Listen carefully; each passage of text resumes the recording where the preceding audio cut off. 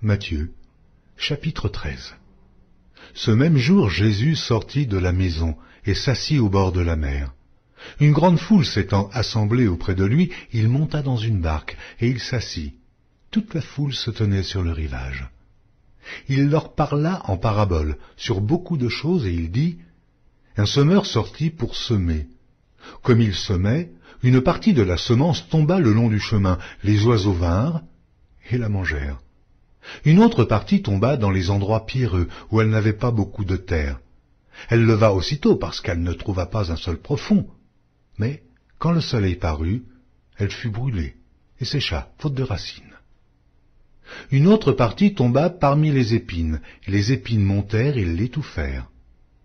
Une autre partie tomba dans la bonne terre. Elle donna du fruit, un grain 100, un autre 60, un autre 30. Que celui qui a des oreilles pour entendre, entende. Les disciples s'approchèrent et lui dirent : Pourquoi leur parles-tu en paraboles ? Jésus leur répondit : Parce qu'il vous a été donné de connaître les mystères du royaume des cieux, et que cela ne leur a pas été donné. Car on donnera à celui qui a, et il sera dans l'abondance. Mais à celui qui n'a pas, on ôtera même ce qu'il a. C'est pourquoi je leur parle en paraboles, parce qu'en voyant, ils ne voient point, et qu'en entendant, ils n'entendent ni ne comprennent. Et pour eux s'accomplit cette prophétie d'Ésaïe : Vous entendrez de vos oreilles, et vous ne comprendrez point. Vous regarderez de vos yeux, et vous ne verrez point. Car le cœur de ce peuple est devenu insensible. Ils ont endurci leurs oreilles, et ils ont fermé leurs yeux, de peur qu'ils ne voient de leurs yeux, qu'ils n'entendent de leurs oreilles, qu'ils ne comprennent de leur cœur, qu'ils ne se convertissent et que je ne les guérisse. Mais heureux sont vos yeux, parce qu'ils voient, et vos oreilles, parce qu'elles entendent. Je vous le dis en vérité, beaucoup de prophètes et de justes ont désiré voir ce que vous voyez et ne l'ont pas vu, entendre ce que vous entendez et ne l'ont pas entendu.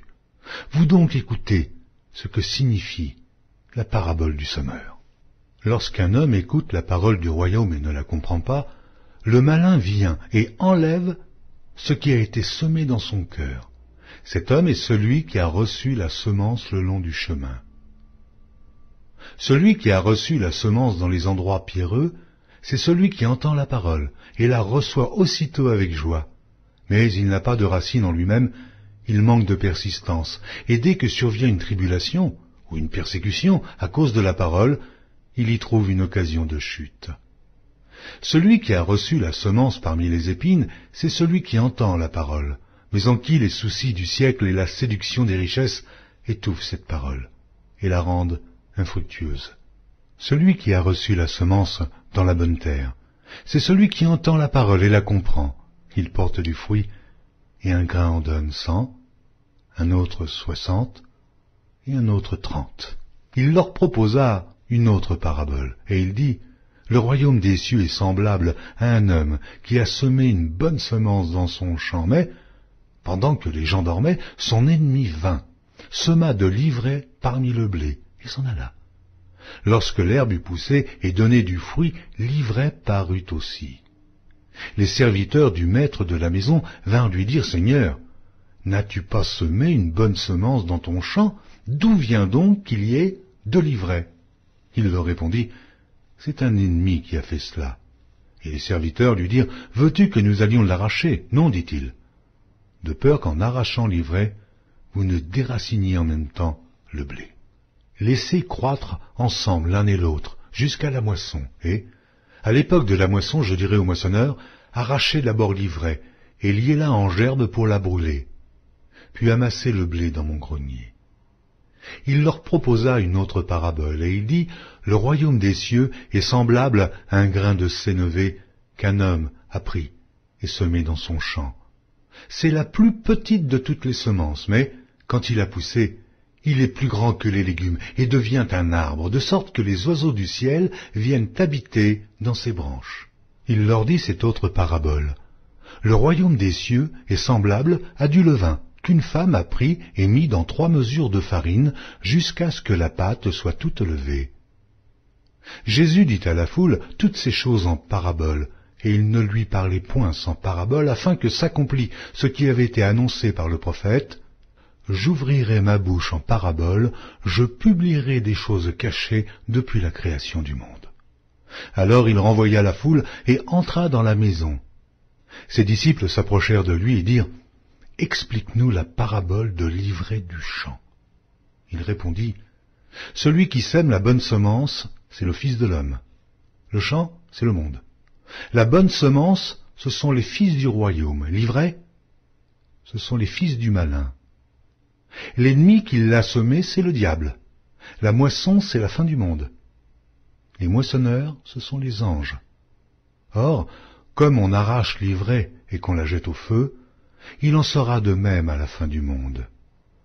Le Fils de l'homme enverra ses anges qui arracheront de son royaume tous les scandales et ceux qui commettent l'iniquité, et ils les jetteront dans la fournaise ardente où il y aura des pleurs et des grincements de dents. Alors les justes resplendiront comme le soleil dans le royaume de leur Père. Que celui qui a des oreilles pour entendre, entende. Le royaume des cieux est encore semblable à un trésor caché dans un champ. L'homme qui l'a trouvé le cache, et dans sa joie, il va vendre tout ce qu'il a et achète ce champ. Le royaume des cieux est encore semblable à un marchand qui cherche de belles perles. Il a trouvé une perle de grand prix, et il est allé vendre tout ce qu'il avait et l'a acheté. Le royaume des cieux est encore semblable à un filet jeté dans la mer et ramassant des poissons de toute espèce. Quand il est rempli, les pêcheurs le tirent, et après s'être assis sur le rivage, ils mettent dans des vases ce qui est bon, et ils jettent ce qui est mauvais. Il en sera de même à la fin du monde. Les anges viendront séparer les méchants d'avec les justes, et ils les jetteront dans la fournaise ardente, où il y aura des pleurs et des grincements de dents. Avez-vous compris toutes ces choses? Oui, répondirent-ils. Et il leur dit, c'est pourquoi tout scribe instruit de ce qui regarde le royaume des cieux est semblable à un maître de maison qui tire de son trésor des choses nouvelles et des choses anciennes. Lorsque Jésus eut achevé ses paraboles, il partit de là. S'étant rendu dans sa patrie, il enseignait dans la synagogue, de sorte que ceux qui l'entendirent étaient étonnés et disaient, « Mais d'où lui viennent cette sagesse et ces miracles? N'est-ce pas le fils du charpentier? N'est-ce pas Marie qui est sa mère? Jacques, Joseph, Simon et Jude, ne sont-ils pas ses frères et ses sœurs?